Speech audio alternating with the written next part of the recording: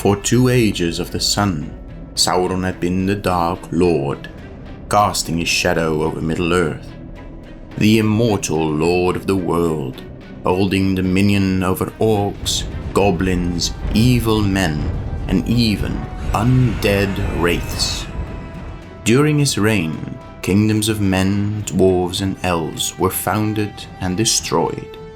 Civilizations rose and fell, and even all of Arda was reformed. And all of it was the result of Sauron's reign of terror, untouchable, all-powerful, immortal, until he finally wasn't anymore. The end of the Third Age also heralded the end of the Dark Lord. His One Ring destroyed, and his physical body destroyed once again, he was finally brought to the end of his power, and even the last traces of his presence in Arda were almost completely destroyed. And with his destruction, so too fell the empire of the Second Dark Lord. But was this really it? Was there to be no one to come after?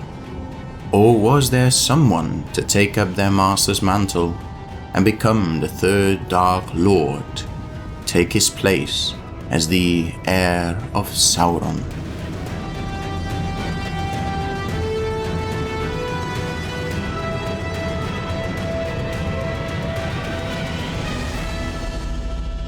Welcome, Eldonyar. I'm happy to see so many of you gathered here again, and I hope to see even more of you next time, when we will look at Gandalf's lost brethren, the Blue Wizards, and what happened that made them be lost to the fog of history. So be sure to subscribe and ring the bell to be reminded when the next episode starts. And for those who want to support us outside of the subscriptions and free us from the whims of this platform, we now also have a Patreon, where a few dollars allows you to join the Istiarendili and allows us to delve freely into the most ancient lore and bring you more stories that otherwise might be lost to time. However, this week we will prevent one such tale from being forgotten, as we ask ourselves, who was to become the heir of Sauron? It was March the 25th, in the 3019th year of the Third Age, that the One Ring was destroyed in the fires of Mount Doom, and Sauron's vast empire of darkness perished with it. For the Dark Lord had not only ruled over Mordor, no, great parts of eastern and southern Middle-earth had been under his influence for thousands of years, forming an empire far larger than any land depicted on the known map. But with the fall of Sauron, this entire dominion collapsed, as it was the immortal and almost divine power of Sauron's dominating will that held together all the different peoples, tribes, and clans. Without their master, orcs, trolls, and evil tribes of men fell each into their own pit of insignificance. All the different human races and orc tribes had hated and warred with one another ever since the first moments of their existences. But out of fear of Sauron and the greater aim of overrunning the even more hated Westlands, they had been able to unite. But now there was no higher goal that could quell the inner conflicts and enforce the tentative peace. For as soon as they felt the weight of Sauron's presence be lifted, all of his remaining hordes began tearing each other to pieces in a desperate struggle for power, territories, and whatever petty things plagued their minds. Many peoples in the east and south soon swore allegiance to Aragorn, the new High King of the reunited kingdom, and known among the former slaves of Sauron as the king who stood up to the Dark Lord and saw him destroyed. What they knew had cost the Dark Lord generations, this human king had seen destroyed. And so, many of them yielded with barely or even without a fight. Thus, in the decades that followed, it was easy for Gondor and Rohan to advance deep into the enemy territories and spread the banner of the White Tree. So overwhelming was the might of the restored kingdoms of the Dunedain that no orc, troll, or disheveled easterling or southern chieftain could stand in defiance before them. But what about those servants of Sauron above the mere orcish war boss or mannish tribal chieftain? What about the Mouth of Sauron? In Peter Jackson's retelling of the story, we see the Mouth of Sauron be beheaded by Aragorn in a moment of rage.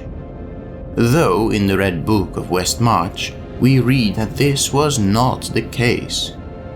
In fact, it was when he boasted his possession of Sam's Barrowblade, a certain grey cloak with an elven brooch, and Frodo's coat of mithril mail, that Gandalf finally snapped. He cast back his cloak, blinding the Mouth of Sauron with the white light of his new incarnation, and stole back the 3 possessions of the lost hobbits, after which he cried his rejection and cursed him to be gone. Then the messenger of Mordor laughed no more. His face was twisted with amazement and anger to the likeness of some wild beast that, as it crouches on its prey, is smitten on the muzzle with a stinging rod.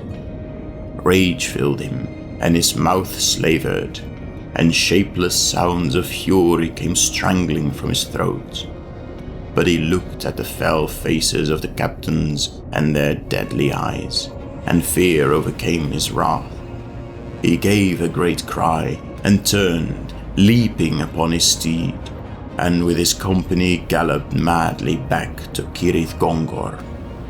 But as they went, his soldiers blew their horns in signals long arranged, and even before they came to the gate, Sauron sprung his trap. That is the last we hear of him, for as the battle in front of the Black Gate began, Frodo and Sam reached the cracks of doom and destroyed the One Ring, breaking the might of Sauron and collapsing his realm. Barad-dûr crumbled and fell. The Nazgûl perished in the fires of the erupting volcano, and of the Mouth of Sauron, highest of the mortal servants of the Dark Lord Sauron, nothing more was ever written. However, that does not mean that he died there as well. The lieutenant of the Tower of Barad-dûr might have been over 90 years old by then, but he was no ordinary man before rising to his position. He was one of the Black Númenóreans, the most powerful of all the races of men under Sauron's dominion, and similar to the Dunedain in the north.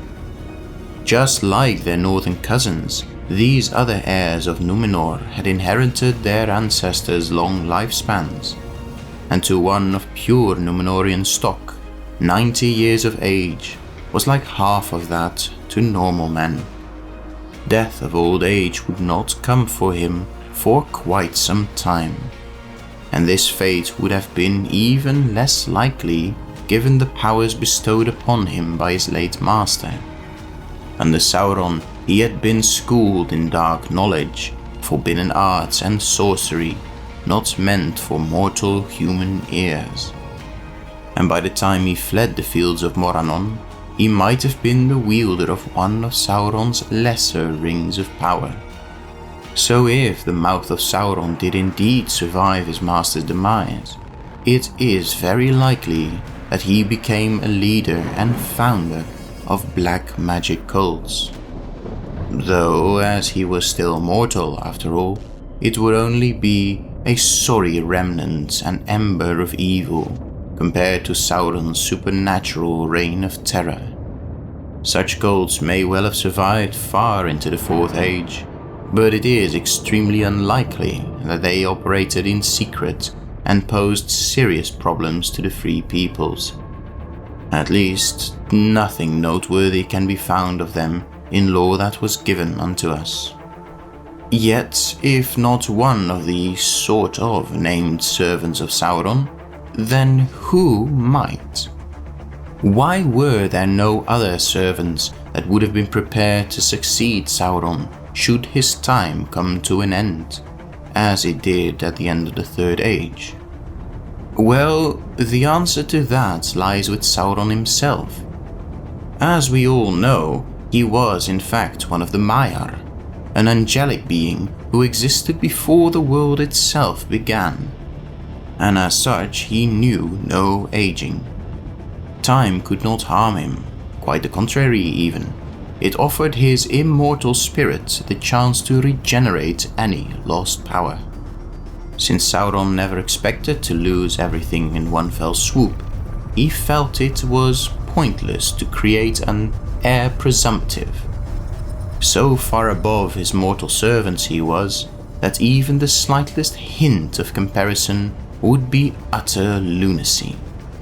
Only the immortal and perpetual Nazgul might have been an exception, but given how their immortality came from their cursed connection to the One Ring, and Sauron's destruction could only come about through the destruction of that very same ring, their potential as heir presumptive is utterly void. Since no known servant could truly usurp Sauron's legacy, there is but one possibility left. Sauron's full successor would have had to be one of the same power and character as the Dark Lord himself. He would have had to be also one of the angelic Maiar. In addition to Sauron and Gandalf and the other Istari, their ranks also included the Balrogs and potentially Shelob. And scattered throughout the ranks of Sauron, there had also been other, though weaker, corrupted Maiar, and some of them had certainly escaped the fall of Mordor. So if one of them rose, or if there were another Balrog to emerge from the depths of the world, he would certainly take up the legacy of Sauron and unite the hordes of evil once more. He could never create an empire like Sauron's, but it would be enough to sweep the western lands back into savage wars once again. And this might be more than just a hypothetical.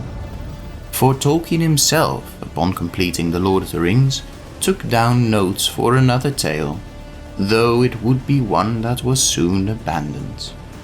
It would have been over 100 years since the destruction of the One Ring, and man would soon tire of peace, especially among the young, whose wild natures, mixed with the lack of knowledge of what war truly was, peace would turn to boredom, and the absence of danger would sprout the desire to seek it out. What once was history would turn into legends, and legends into myth, and slowly dark cults would rise in might once more, spreading throughout society. One of these cults, the Dark Tree, was led by Herumor, whose name literally means Dark Lord in Quenya, and of whom is spoken with a similar reverie as the Orcs once used when speaking of Sauron. Now, naught more than a few pages remain of this tale, as Tolkien had never finished this story, giving it up prematurely, for, as he stated in a letter to Father Douglas Carter, he discovered that the king's peace would contain no tales worth recounting, and his wars would have little interest after the overthrow of Sauron, but that almost certainly a restlessness would appear about them, owing to the, it seems, inevitable boredom of men with the good.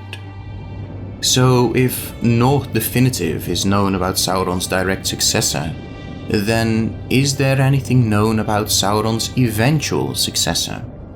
Well, in that regard, Tolkien does give us a clear answer. Sauron, however, was a problem that man had to deal with finally. The first of the many concentrations of evil into definite power points that they would have to combat, as it was also the last of those in mythological, personalized but non-human form. With the Fourth Age, the Age of Men started, and with that came the time for them to start writing down their history in tales of their own devices. Magic and all things that they believed to be supernatural or otherworldly were to disappear, surviving only in ancient myths or the vaguest of children's stories. After Sauron there would be no new godlike Dark Lord. No Balrog would suddenly emerge, no dragon would take to the skies, and any remaining dark beings would eventually perish.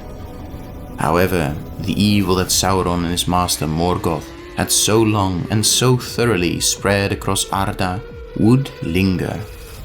It would no longer manifest itself in a Dark Lord, but find fertile ground in the hearts and minds of all people, so that envy, hatred and greed would breed new calamities and new wars again and again in a world violated by evil. This was the true legacy of Morgoth and his lieutenant Sauron, and it was a triumph of evil.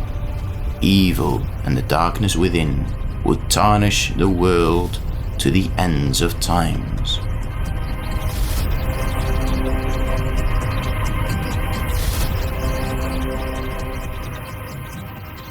Thus we conclude this chapter and this video. Did the knowledge surprise you?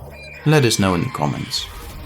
If you enjoyed it and would like to help us spreading the histories of Arda to the wider world, then please take a look at our Patreon and consider joining the ranks of the Istiarendili, the Friends of the Scholars, and have your names appear on screen here. But regardless of that, be sure to subscribe and click the bell icon to be notified of the next chapter in the Mysteries of Westerness, and learn of what happened to the lost brethren of Gandalf, Radagast and Saruman, the lost blue wizards, who, soon after their arrivals in Middle-earth, seemingly vanished off the face of Arda. But for now, I've been Irjikor Kuruvane, and I wish you all Namarie Meldon Yar.